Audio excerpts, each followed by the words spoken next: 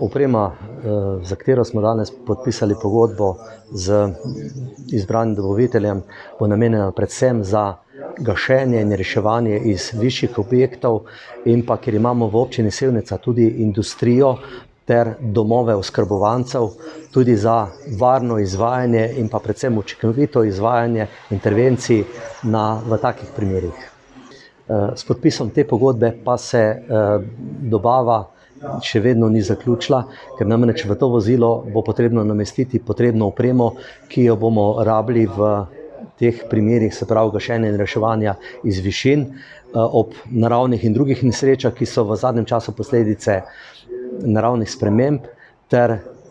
posredovanje v industriji in pa na objektih, kjer so stanovalci oskrbovanci. In zato se bomo obrnili tudi na javnost.